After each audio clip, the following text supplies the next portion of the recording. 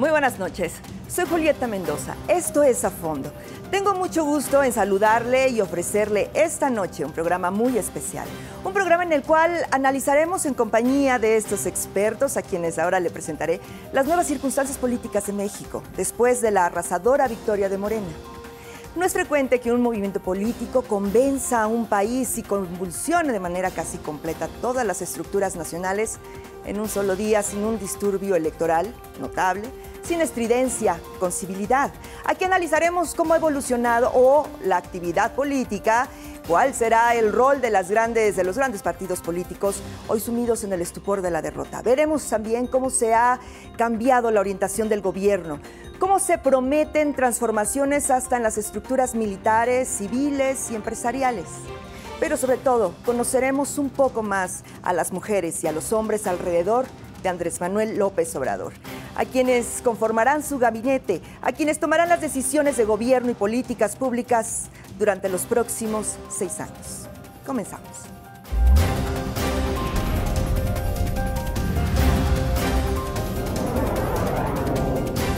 A Fondo, con Julieta Mendoza.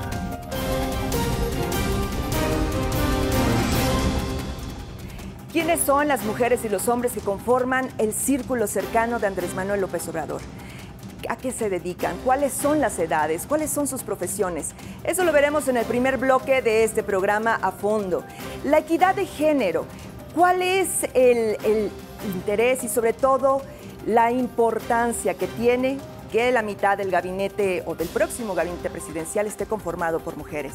En el tercer bloque hablaremos de los alcances que tiene lo que se llama el carro completo. Y en el cuarto bloque platicaremos con usted y con nuestros invitados este tema que es, si no el más importante, el más sustancioso, los contrapesos internos y que sobre todo serán determinantes en el próximo gobierno. Quédese con nosotros, esto es A Fondo.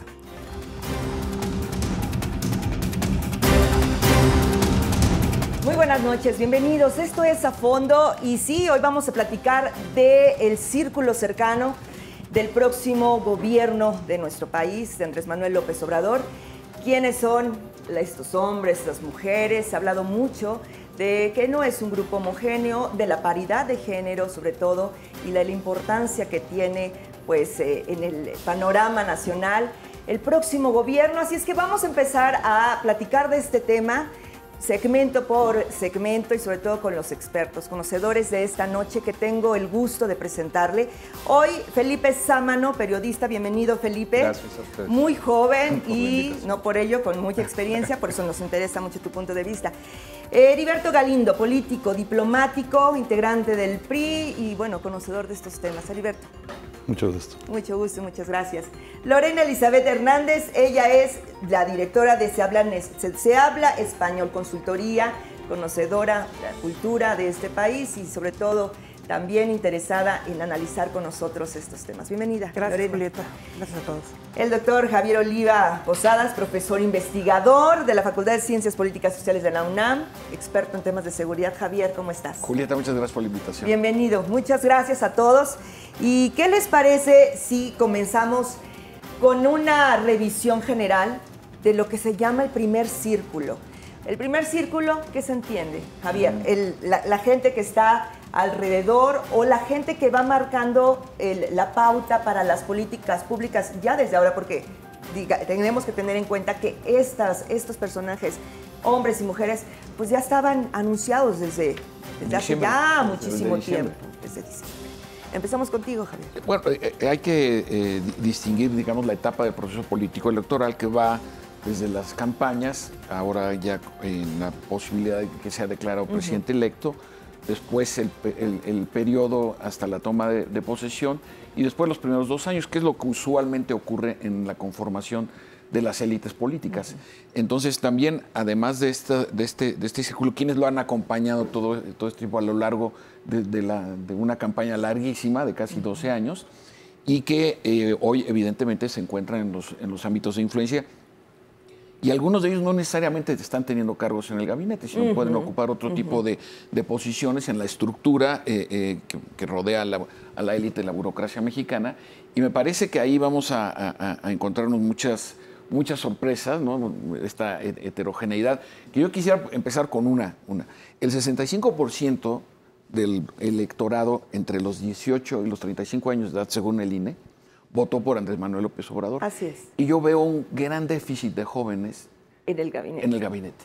Esto no es un problema, ¿eh? Ajá, al contrario, no es un problema, sí. Pero sí veo... Un dato destacado. Es una tendencia muy marcada, ¿no? En donde yo sí creo que hay muchos perfiles, veo mucho meseta de Anáhuac, ¿no? Mucha gente de la capital. No hay una distribución incluso de procedencia geográfica y de formaciones. Y me parece que ojalá y sea algo que se pueda ajustar o corregir en otros cargos secundarios. Si pensamos que el tema de la edad, y hay que decirlo, se cuestionó mucho y yo personalmente quiero compartirlo con ustedes.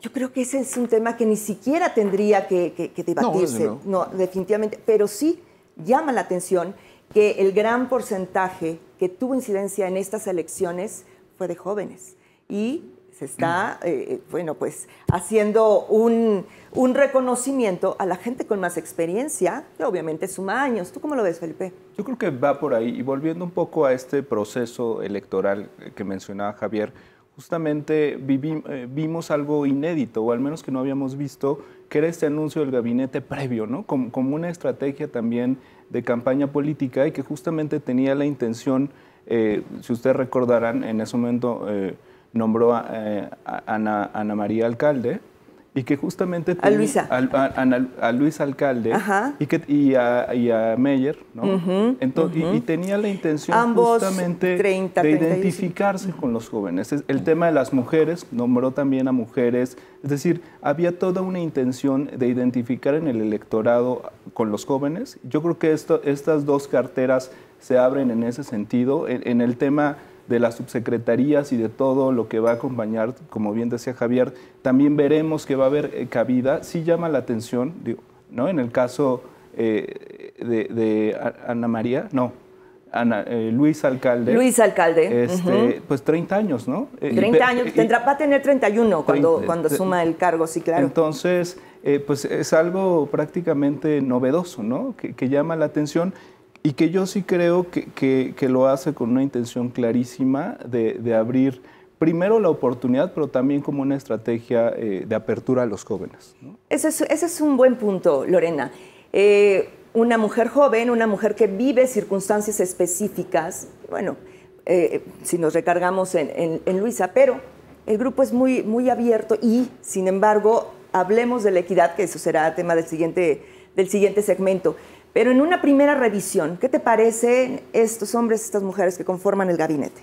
Bueno, me parece realmente un gabinete muy bien pensado, muy estratégico.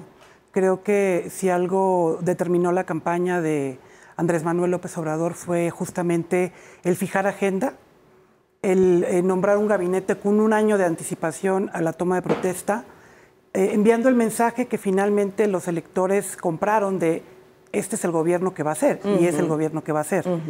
En el camino, bueno, pues prácticamente ha habido solo una baja de Héctor Vasconcelos, que ahora va al Senado, y personalidades muy distintas. Remarco, por ejemplo, que la mayoría, tanto hombres como mujeres, están formados en instituciones públicas, principalmente en la UNAM y en el Colegio de México, lo cual sin duda sienta pues una distancia fundamental con los gobiernos más recientes de nuestro país, que tiene que ver, pues, evidentemente con una ideología y con la idea de país que se va a impulsar en esta nueva administración.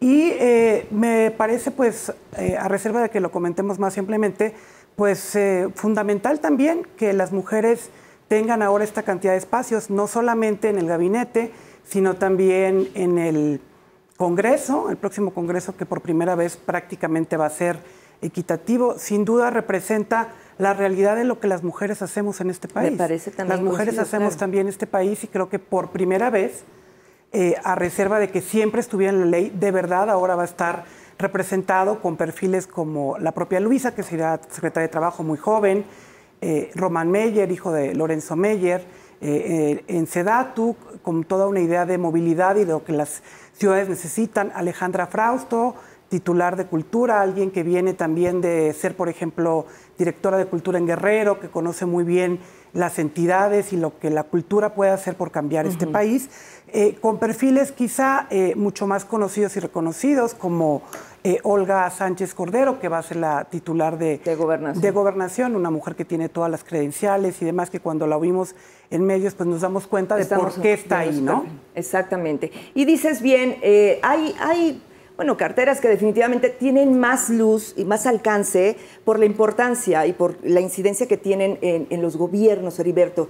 Ahora que estamos viendo a Olga Sánchez Cordero, una mujer cuya carrera se ha extendido en lo jurídico, y no por eso no tendría que tener pues esta importancia o este cargo determinante en gobernación.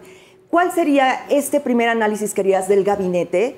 Y pensando en aquellas secretarías que tienen, no quiero decir más lustre o más vistosidad, sino, y ni siquiera importancia, sino las que son las determinantes para este país y en este contexto, Heriberto.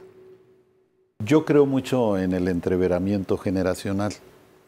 Toda mi vida he sido un impulsor de los jóvenes, pero creo mucho en la experiencia. Este gabinete está caracterizado más por la experiencia, y yo creo que eso es bueno, y que por la juventud. Captamos quizá 3 o 4 personajes. Luisa Alcalde, que fue compañera diputada mía, fue mi compañera en la 62 legislatura, brillante, joven, sin la experiencia para la Secretaría del Trabajo, pero con el ímpetu, su honradez, su talento, y podrá entreverar con la experiencia de subsecretarios.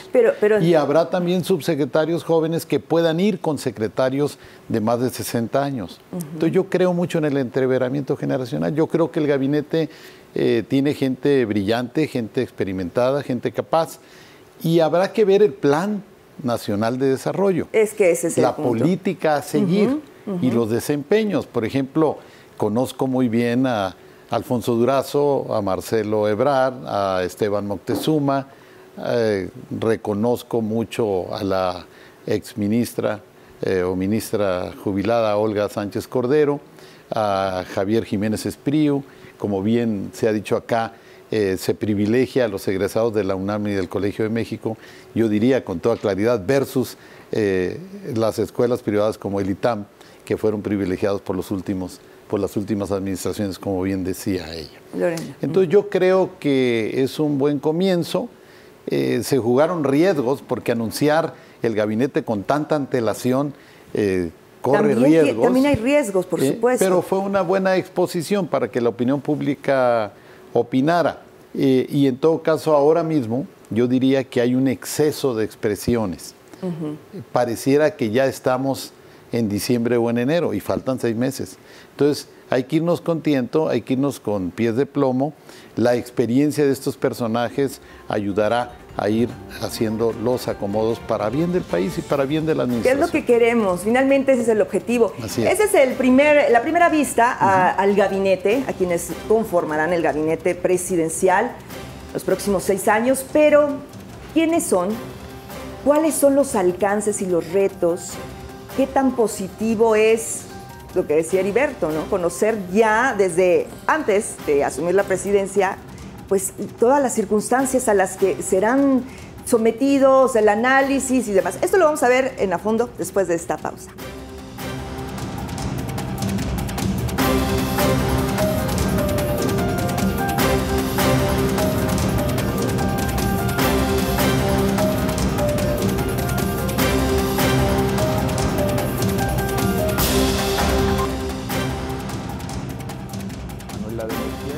Estamos de regreso y en este tema que tiene que ver con la equidad de género, no necesariamente tiene que tener la importancia porque es lo lógico, la mayoría, el mayor porcentaje de este país en la población somos mujeres, sería la tendencia lógica, pero hablar un poco de las secretarías más determinantes, me permiten el término, para los rumbos de este país. ¿Qué queremos los mexicanos?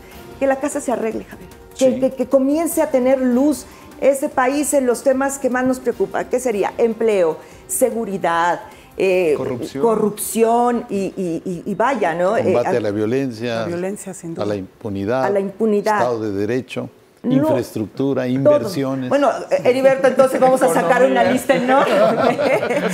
Pero vamos con seguridad. Y tenemos a quienes conocen de estos temas y yo creo que si gobernación pensamos que es la panacea para todos los males, estamos equivocados, Javier. Sí. Y más con los nuevos anuncios y con todo lo que tiene que ver con la seguridad. Sí, el próximo gobierno se está metiendo en un dilema muy serio, a propósito de lo que bien apuntaba Heriberto, respecto de este conjunto de vocerías que se están dando de una manera un tanto desorganizada. Me refiero a esta idea de tratar de modificar institucionalmente la atención al problema de la seguridad pública, cuando tenemos una ola de violencia que viene rompiendo récords mes con mes desde hace 20 años. Cierto. Entonces, a mí me parece que tienen que ser muy audaces y muy precisos, porque al mismo tiempo que crean una secretaría de las dimensiones de una Secretaría de Seguridad Pública, que México sería el segundo país en todo el continente americano en tener una Secretaría de Seguridad Pública, solo en Argentina existe ese caso. Entonces, reformas de las instituciones, y de mientras, ¿qué van a estar haciendo los 42,000 agentes de la Policía Federal? ¿Qué van a estar haciendo los soldados y marinos distribuidos por todo el país? Es decir, a mí me parece que meterse en una reingeniería institucional de esas dimensiones, no sé si eso vaya a distraer energía para la contención al crimen organizado, que lo estamos viendo y ya está en la Ciudad de México. Vaya. Y con unos niveles nunca vistos. Y no nos dábamos cuenta y ya estamos invadidos, ¿no? De tiempo para acá ya me da temor que nos dejamos de sorprender, Javier. Sí, déjenme hacerle una pregunta. En los primeros 100 días, ¿cuántas masacres van a haber? ¿Y de quién van a ser esos muertos? Y ya van a ser los de Andrés Manuel. Exactamente. Ya va a ser endosado al nuevo gobierno. Esto que dice Felipe, entonces sí me parece que, porque también en esa materia sí se tienen que tomar decisiones muy importantes, que se note verdaderamente la diferencia, pero también en cuanto a leyes, a esto del Estado Mayor Presidencial, devolverlo a la Sedena, que creo que tiene que ver más con un asunto de austeridad, porque el 50% del presupuesto de presidencia se va al Estado Mayor Presidencial y la otra mitad lo paga la Sedena. Entonces, sí me parece que hay ciertas imprecisiones y con esta idea de hacer las cosas diferentes, hay áreas en las que no se puede improvisar. Definitivamente. A ver, Heriberto, y regreso con Lorena y con... Yo creo, estamos con seguridad, ¿no? Sí. En el tema de seguridad. Yo creo que larga lista. Que a la Secretaría de Gobernación se le asignaron, y asumo mi corresponsabilidad, porque fui diputado cuando se reformó la ley de la administración pública, a iniciativa del presidente Peña, iniciativa preparada por el exsecretario de Gobernación, Miguel Ángel Osorio Chong, se le dieron demasiadas funciones a la Secretaría de Gobernación. Imposible. El mejor secretario de Gobernación de todos los tiempos, y personajes como Gustavo Díaz Ordaz, Luis Echeverría, Jesús Reyes Heroles, Fernando Gutiérrez Barrios, Enrique Olivares Santana, nadie de ellos podría, ni pudo Miguel Ángel Osorio Chong. Era demasiada carga. Yo creo que la iniciativa de crear la Secretaría de Seguridad es buena para descongestionar y quitarle peso a la Secretaría de Gobernación en cuanto a seguridad, combate a la violencia, combate al crimen organizado. El secretario de Gobernación se está dedicando ahora, el secretario Navarrete Prida, pero más Osorio Chong, en atender los temas de crimen y de violencia. ¿Y dónde quedó la política? ¿Y dónde quedaron los gobernadores, los alcaldes, los diputados, los senadores? Imposible para un ser humano, por más de 6 subsecretarías que tuviera, atender eso. Entonces yo espero que con la incorporación de la ministra Sánchez Cordero y de Alfonso Durazo, se lleven muy bien, armonicen y distribuyan las cargas de trabajo y las funciones. Entonces yo creo que es buena esa separación, porque era un exceso, o es un exceso lo que todavía tiene la Secretaría de Gobernación, que tiene a su cargo la Comisión Nacional de Seguridad, que encabeza el abogado Sales. Pensar en eso nos lleva a Olga Sánchez Cordero. La paridad de género, Lorena, es una deuda que tenía que saldarse. Y hablemos, por ejemplo, de cultura, de esta secretaría que necesita gran empuje. Y bueno, con Fraustro, Alejandra Fraustro, podríamos imaginar que caminará hacia el rumbo, hacia el fin meta, porque es una mujer que conoce el tema. Sin despegarnos, porque estamos en esta gran lista de necesidades. El tema la cultura de la también. violencia, yo creo que los 3 temas fundamentales por los cuales la gente de esa manera masiva votó por el proyecto de Andrés Manuel serían sin duda violencia, el combate a la corrupción y el mejorar la economía del país, el generar empleos. En el tema de la violencia, la cultura puede ser un eje transformador. Así quería yo cruzarlo. Se ha comprobado en países como Colombia, que nos llevan, pues, afortunadamente para los hermanos colombianos, una gran ventaja, reconstruyéndose y reinventándose como nación después de tantos años en guerra. Una guerra que nosotros también estamos viviendo con estos niveles de violencia inauditos, que la cultura debe ser un eje transversal también, recuperando espacios públicos, la cultura entendida desde varios lugares, pero no solo, y eso lo ha manifestado Alejandra Fraustro, próxima secretaria de Cultura, en la presentación de su programa, una política cultural para todo el país. Lamentablemente está demasiado concentrada en la Ciudad de México y por momentos está demasiado concentrada nada más en el tema de bellas artes, en fin, de una cultura que puede verse y que de hecho en muchos sentidos es elitista para ciertos grupos nada más. Entonces, las misiones culturales, por ejemplo, se ha hablado de estas misiones culturales, de que los proyectos culturales, las exposiciones, los libros, los escritores, los artistas, la posibilidad de que tú puedas acceder a la cultura como público, pero también formarte para los jóvenes, y como un esparcimiento, en el mejor sentido de la expresión, pues que llegue a la mayoría de las comunidades de nuestro país. Un poco se reproduce en las capitales de los estados, lo mismo que pasa en la Ciudad de México, que los museos que hay o la oferta cultural también está concentrada solo en las grandes ciudades o en las capitales, y allende en las fronteras no llega nada. Entonces, creo que el poder movilizar a todo este tema y también impulsar las industrias culturales, sin duda va a ser uno de los ejes fundamentales. Siempre se ha visto la cultura, yo creo que como un accesorio, y esperemos que con esta nueva administración se le dé realmente el peso que tiene como una fuerza determinante para recuperar también el espacio público. Eso es verdad. Hablemos de los más jóvenes. ¿Qué pasa? Hay un dicho por ahí que si quieres que el pescador coma, ¿no? Enséñalo a pescar y no le regales el pescado. Bueno, por ahí va. ¿Qué importancia tiene que se les otorgue un incentivo a los jóvenes? ¿Eso es positivo desde tu punto de vista, Felipe, o es mejor crear empleos y oportunidades? Pues la apuesta siempre será las oportunidades y los empleos, ¿no? Claro. Como visión de país, en fin, como una estrategia. Ahora, quiero volver un poquito al tema de la paridad y de género, que sí me parece, y ahorita, vamos, si quieres, entramos al tema de juventud, que también es una agenda que va a cobrar mucho protagonismo, porque es cierto que la base de Andrés Manuel, de su electorado, gran parte se centró ahí, tú lo decías muy bien al principio, pero que este círculo, que sí se ve la presencia de mujeres, ¿no? Justamente no solo como un accesorio, no solo como una cuota.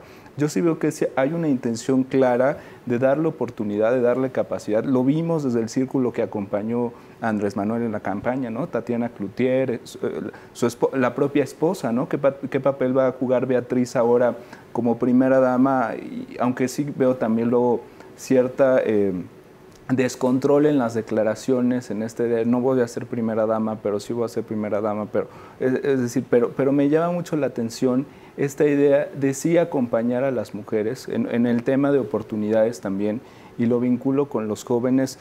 Todo el tema de empleo me parece fundamental. Creo que ahí va a haber como acciones muy concretas, y a mí también me parece que la medida de los 100 días va a ser muy importante porque son acciones que tienes que instrumentar ya.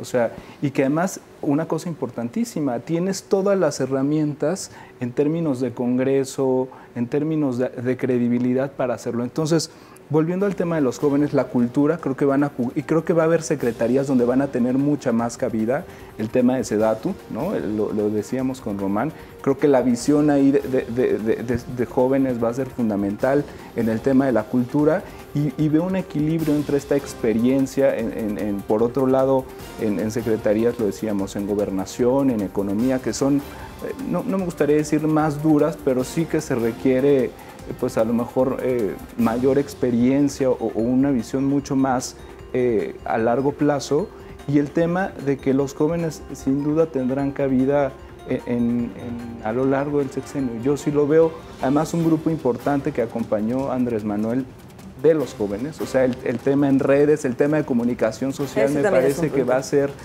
la coordinación con presidencia, ¿no? De la oficina de la presidencia, o sea, el tema de comunicación social va a recaer en los jóvenes. Vamos a ver un giro también importantísimo y una visión de hacer las cosas distintas. En esto que comentábamos al principio, de que vuelve la Fuerza Puma al gabinete después de haber quedado rezagado unos años, sí creo que este cambio de visión me parece, yo lo aplaudo, me gusta que haya una visión distinta.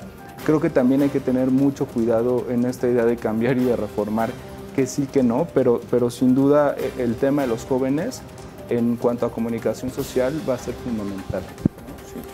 Pues los alcances del gabinete pues son los cómo, la realidad, lo que pasa después del presupuesto. Que le asignas a cada, ¿no? Que le asignas a cada cartera, y lo vamos a revisar después de esta pausa.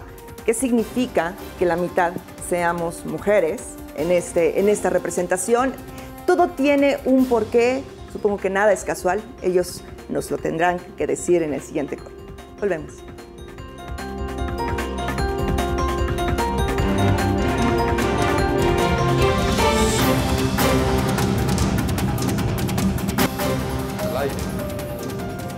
Estamos de regreso, esto es A Fondo, y Felipe Sámano, Heriberto Galindo, Lorena Elizabeth Hernández, el doctor Javier Oliva, todos tienen diferente actividad profesional, pero todos tenemos preocupaciones compartidas porque compartimos el mismo país.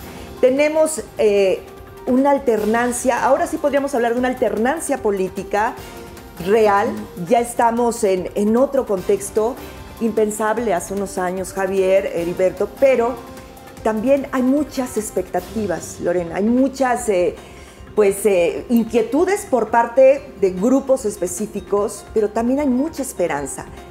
¿Qué va a pasar con lo que se llama el carro completo? ¿Qué pasa con Morena, que arrastró y arrasó, mejor dicho, en estas elecciones?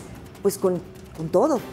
¿Qué pasa con los alcances y cuáles son los signos negativos, si es que los hay, o lo positivo que hay en este contexto? ¿Quién quiere comenzar? Bueno, fueron casi 18,000 cargos de elección popular, es decir, desde las regidurías a las presidencias municipales, congresos locales, diputaciones federales, senaduría y presidencia de la República.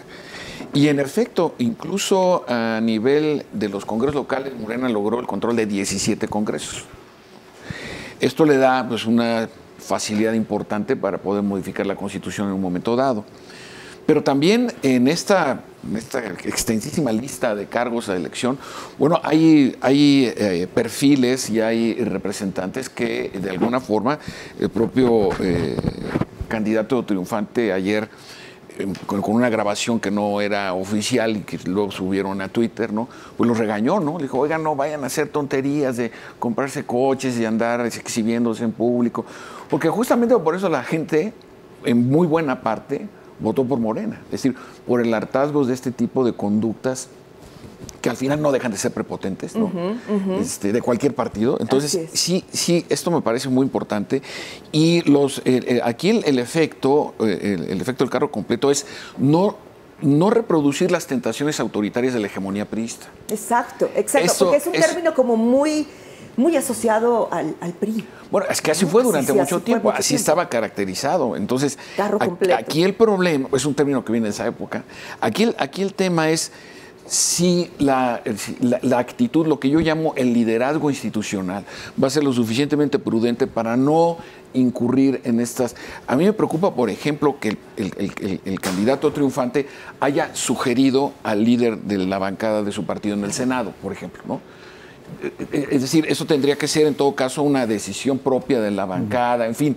Pero una de varias. Bueno, por eso, Felipe, justamente a eso me refiero, que va a depender más del perfil del tomador de decisiones que estrictamente contrapesos sistémicos o del andamiaje del sistema político mexicano, que ahí está, ¿eh?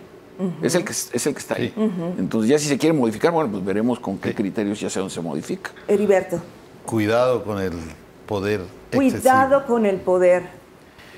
Porque tenemos que reconocer, el triunfo fue apabullante, se ha dicho que fue un tsunami político, lo reconocemos, alcanzar casi el 54% de la votación, se acabaron los tercios, muy bien, los 17 estados con congresos locales dominados por Morena, como bien menciona el doctor Oliva, la mayoría en ambas cámaras.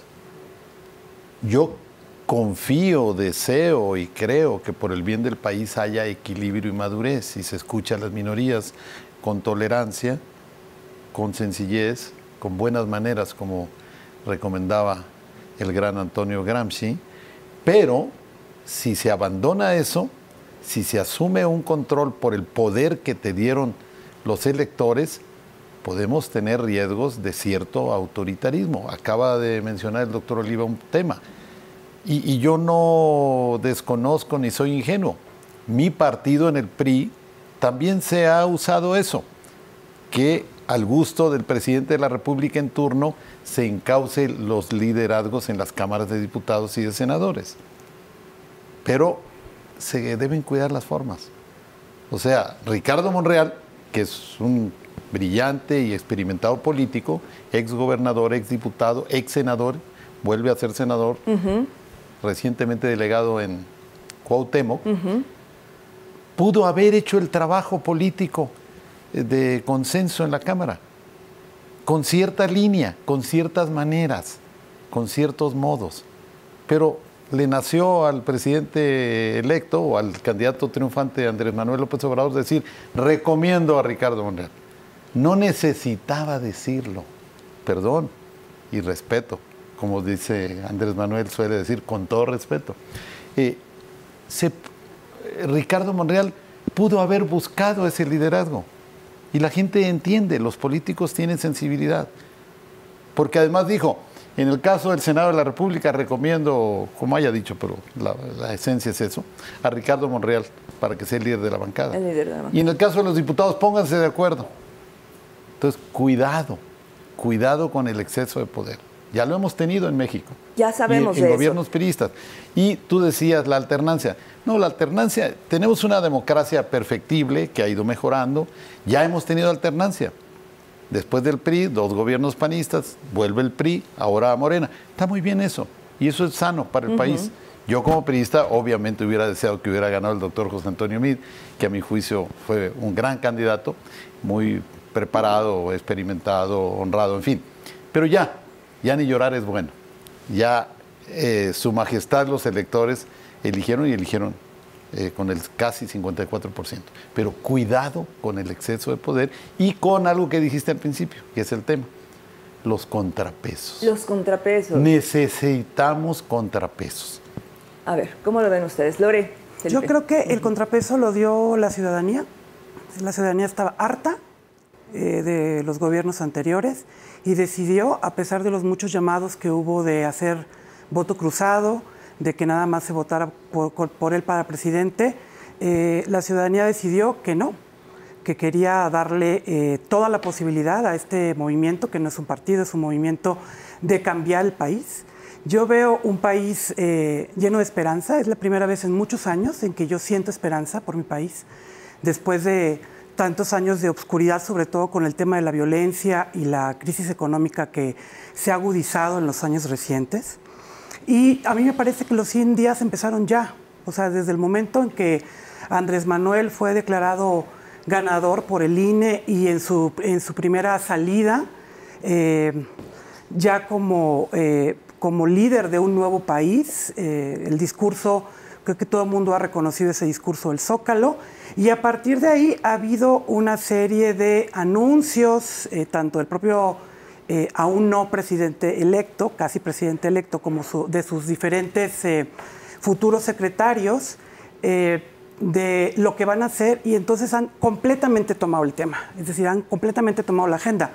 ¿Por qué? Porque seguramente hubo alguien que dejó ese poder, alguien que ya no está comunicando nada, y cuando tú comunicas algo, pues te apropias de la agenda, y me parecen notables sobre todo los anuncios de la forma concreta en que se va, por un lado, a combatir la corrupción y por otro lado, a reducir de manera drástica los salarios del próximo gabinete, el anuncio de que, en fin, entre otras cosas, no va a haber, por ejemplo, este fondo de retiro, estas cajas de ahorro, que los funcionarios públicos van a tener que trabajar de lunes a sábado, en fin, una serie de medidas concretas que, una vez que sumen pesos y centavos, yo creo que van a significar un ahorro notable para el gobierno, pero sobre todo que están completamente en la línea de lo que Andrés Manuel siempre prometió y de lo que la gente decidió. La gente ya no quiere abusos, la gente ya no quiere funcionarios que ganan millones y que se enriquecen. Lo que decía Javier, que ver esta opulencia. Y qué bueno que el presidente electo sea muy claro con toda esta gente y que les diga, esto va en serio, tómenselo en serio. Si quieren ser funcionarios, aquí no se van a enriquecer. Felipe. Yo también coincido en que no hay que como subestimar a cómo votó la gente. O sea, finalmente tomó una decisión y esa fue, pero sí creo que es importante cómo se va a articular la oposición. Y me parece que ahí vamos a ver también algo distinto e inédito. Y también creo que la conformación del frente, que es la suma del PAN, del Movimiento Ciudadano y del PRD, sí los articula. O sea, en términos de contrapesos, a mí me parece que fue positivo esta articulación que tuvieron desde la campaña, porque sí les permite llegar como una oposición más consolidada, ¿no? En esta cosa de llegar y empezarse a poner de acuerdo ahora, pues vas a tener a senadores como esa fuerza, a gente, y que ocurrió así en la coalición, ¿no? A gente del PRD, a gente del PAN, que eso suma, que vamos a ver el papel que va a jugar el PRI. Y me preocupa el tema de los contrapesos y de las cámaras, y me parece además que fue de lo más que yo lamenté más en la campaña, fue el surgimiento del PES, ¿no? Tantos diputados, el tema... 55. Hay temas que como jóvenes nosotros realizamos una iniciativa en la UNAM que se llamó Voto Informado, y los jóvenes tenían como dos preocupaciones: legalización de la marihuana, ¿no? Y matrimonio igualitario. Y son temas que en temas de agenda me parecen ahí muy como complejos, el posicionamiento aún no que no tuvo, en fin, y en este tema autoritario que pudiera asomar en algún momento, también es qué detienes, qué congelas, a qué le das prioridad, qué impulsas, y me parece que en tema de derechos y libertades hay que estar como ciudadanía importantísima, y yo también creo que el contrapeso principal lo hace la ciudadanía. Ahora, no hay que ser ingenuos tampoco, es decir, tienes un poder real de modificar, de cambiar, de hacer, pero yo sí creo que el papel de la ciudadanía vigilante, lo apuntaba por ahí una columnista y lo han hecho diversos académicos, o sea, creo que el papel de la sociedad civil va a ser fundamental para vigilar y para exigir también. ¿Están de acuerdo? Al regreso del corte, y regreso contigo, Heriberto. Vale. Volvemos, esto es A Fondo. Estamos de regreso, esto es A Fondo.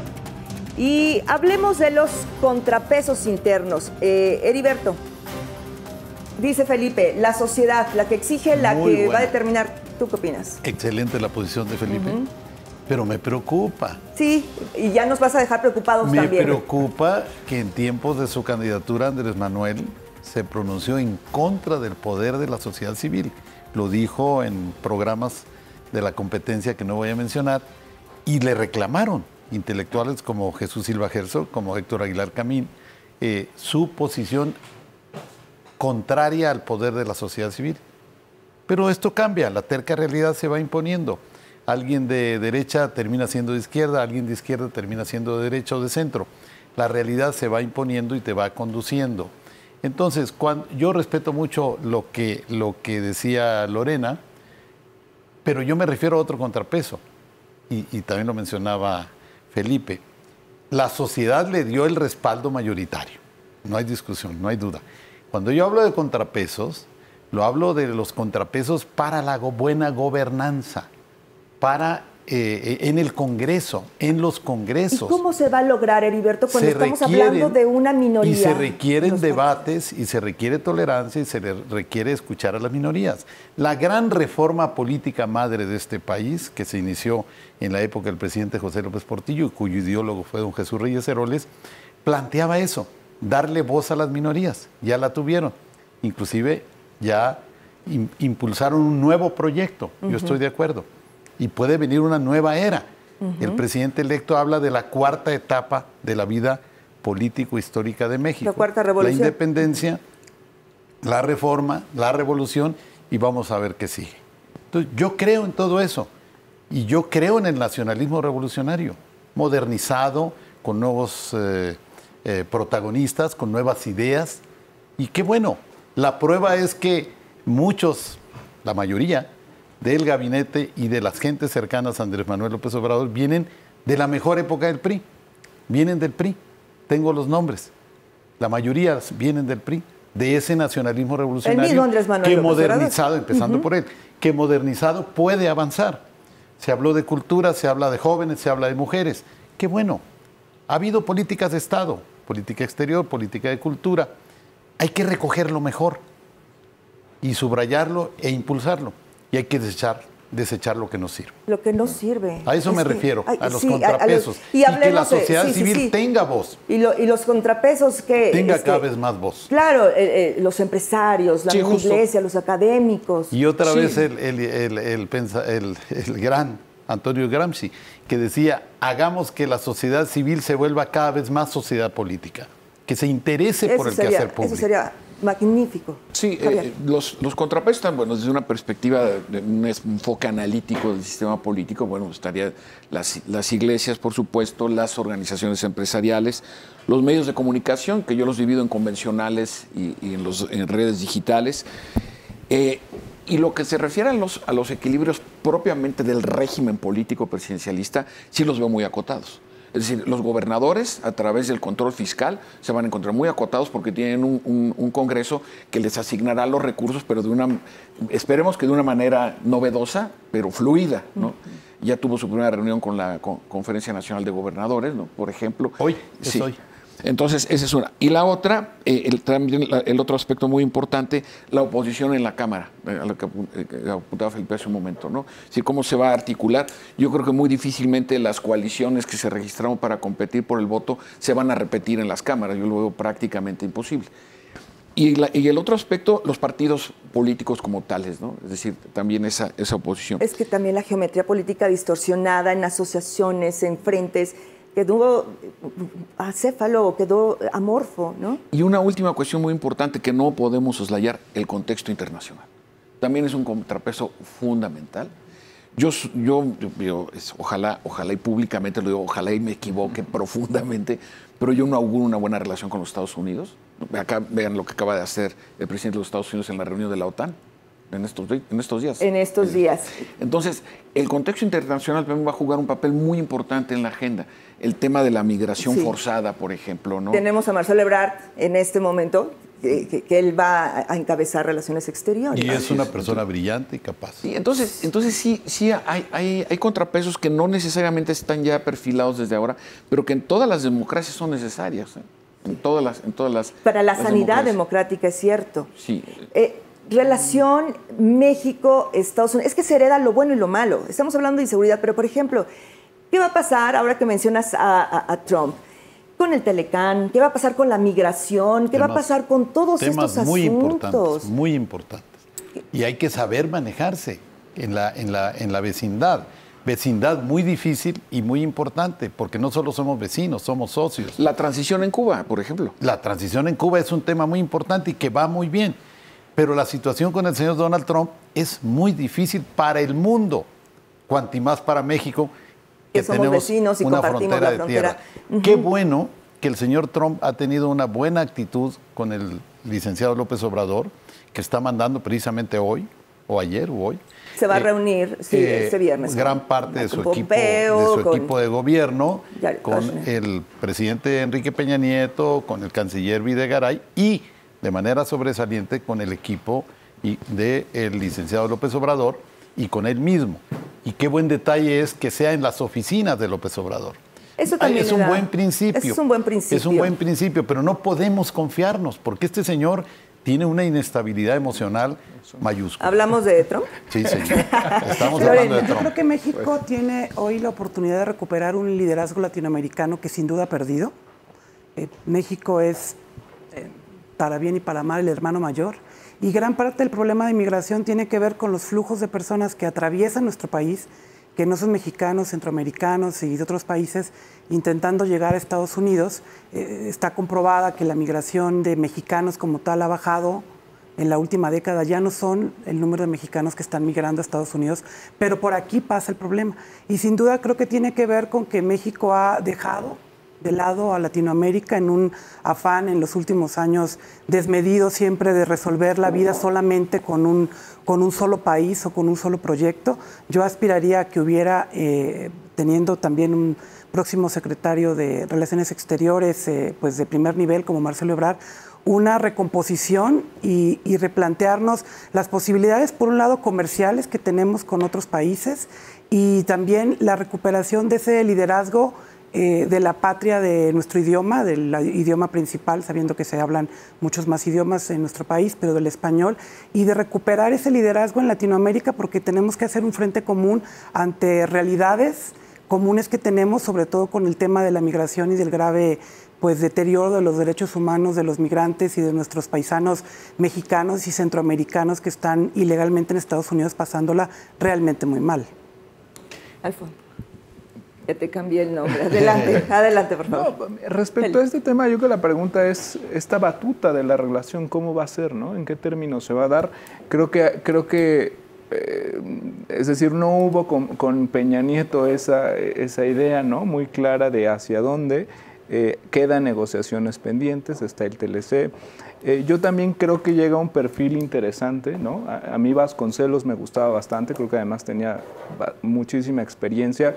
Marcelo Ebrard creo que cubre bien ese hueco, pero sin duda, volviendo a los contrapesos, creo que el contexto internacional va a ser fundamental y va a jugar ahora sí un contrapeso, ¿no? Sobre todo porque las principales potencias latinoamericanas ya cambiaron de titular del Ejecutivo de lo que se llamaba la izquierda popular, ¿no? Exacto. Entonces ahora tenemos a Macri, está el nuevo presidente de Colombia, que también es todavía más cargado a la derecha que Santos, ¿no? La derecha gana también en Chile, ¿no? Y los posicionamientos políticos en Uruguay, en Paraguay, que son mucho más templados, y México, en apariencia, digamos, estaría un poco en el lado contrario del péndulo, ¿no? Entonces, ahí va a ser muy importante cómo se...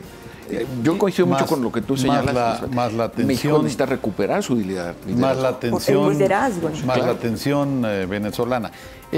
Respecto de lo que menciona Lorena, que me parece muy atinado, yo quisiera marcar algo. El flujo migratorio tiene mucho que ver con el crecimiento económico en nuestros países. Mientras la economía mexicana y las centroamericanas y sudamericanas no tengan capacidad de absorción de la mano de obra, el flujo migratorio se incrementa, la gente buscando cómo ganarse la vida para mantener a sus familias. Mientras, si crecen nuestras economías, bajan los flujos migratorios. O sea, de alguna manera, algo que no se ha querido reconocer, pero que están los números. Si en la administración del presidente Peña se generaron 4 millones de empleos, no porque los haya generado el gobierno, sino lo generó el sector privado en gran medida, pero hubo ese crecimiento, por eso también bajó el flujo migratorio mexicano, lo dijo bien ella, casi todo el flujo viene de Centroamérica. Siguen siendo mexicanos, sigue habiendo mexicanos que se van para allá, sí, pero mal que bien, con salarios bajos, pero hubo generación de empleos. El propio presidente Calderón, el propio presidente Fox han dicho, ni durante los 2 gobiernos panistas se generaron más de 2,5 millones de empleos. Entonces, de algo ha servido. La economía mexicana creció, poquito, 1,5, 2, 2,5, va a cerrar en 3. Hubiéramos deseado crecer en 5, 6. Pero entonces hay que reconocer también las cosas buenas que se han hecho. En cultura también. Y aprender de eso. Dicen que conocer la historia evita repetirla, pero también se puede. Y mejorarla. Eso es lo hay que crecer decir. más. Hay que ahondar en política de Estado, en cultura. Hay que ver cómo lo hicimos en política exterior y mejorar, porque traemos una tradición de excelencia reconocida por el mundo en política exterior. Hay que revisar. Y hay que recuperar. Tengo ya 30 segundos para un último comentario. Voy contigo, Felipe. Volviendo al tema, a mí me gusta el gabinete, me gusta esta visión social. Creo que vamos a ver cosas de gasto público interesantes, el tema de la reingeniería de la recaudación y aunque sí coincido en algo y es, lo veo un tanto desarticulado. Vamos a ver en estos meses qué pasa, hay tiempo para cómo se ajusta. Es verdad que estamos en un proceso adelantado, pero de entrada creo que me gusta y que es algo distinto. El último comentario. Bueno, yo estoy muy a la expectativa del combate a la corrupción. Me parece que es un aspecto fundamental. No puede haber un borrón y cuenta nueva, ¿no? Es decir, quienes hayan cometido delitos en contra del erario público, pues tienen que ser conducidos frente a la ley. Me parecería que llegar y perdonar a todos me parecería un gravísimo error. Pero yo sí tengo muchas expectativas positivas sobre ese tema. Con este gabinete. Lorena. Yo tengo esperanza en que nuestro país se va a encaminar a una nueva realidad, una nueva posibilidad en la que ojalá se reduzca la violencia, que haya generación de empleos y que se combatan los males endémicos de nuestro país, como la corrupción. Me gusta que por fin se está logrando que las mujeres tengan la representación que se merecen tener y seguramente con esto pues se va a demostrar que todas estas mujeres estaban capacitadas desde hace mucho tiempo. Qué bueno que por fin llegó este momento de que las mujeres estén ahí tomando las decisiones que el país necesita. Gracias. Heriberto. Yo tengo mucha fe en que le vaya bien a México. Soy una gente intrínseca e implícitamente positiva. Espero que el gabinete, que no necesariamente va a ser el que está mencionado, puede haber ajustes, como bien mencionó las subsecretarías, Felipe. Originalmente estaba programado el embajador Vasconcelos para la Cancillería, va Marcelo Ebrard y el embajador será senador. Tengo mucha fe en que le vaya bien, en que articulen un muy buen plan de gobierno, que haya muy buena relación con el legislativo y con los gobernadores. Sobre todo. Porque es muy importante, y hoy está la reunión de CONAGO, es muy importante ese diálogo y escucharlos. Hay, por supuesto, que buenos, malos, irregulares. Ni la inteligencia ni la corrupción tienen partido ni país aborrecido. Hay gente inteligente, gente brillante, gente honrada en todos los partidos. Y hay gente corrupta y hay gente inepta en todos los partidos. Entonces será muy importante ese diálogo porque, por ejemplo, ayer se anunciaron coordinadores por estados. Vamos a ver cuál es la reacción de los gobernadores. Y darles este tiempo. Sí, y se habla de una descentralización de dependencias. No puede ser de tajo, tendrá que ser gradual porque no están equipadas las ciudades. Tendremos con vivienda, con edificios, con unidades, con escuelas. No es tan fácil y no hay una panacea. Es un proceso, es un proceso. Y me encanta que se combata la corrupción, la impunidad y que México vaya a un nivel superior. Estamos contigo en ese sentimiento esperanzador. Muchísimas gracias a todos, gracias y sobre todo a usted por acompañarnos en la forma. Gracias.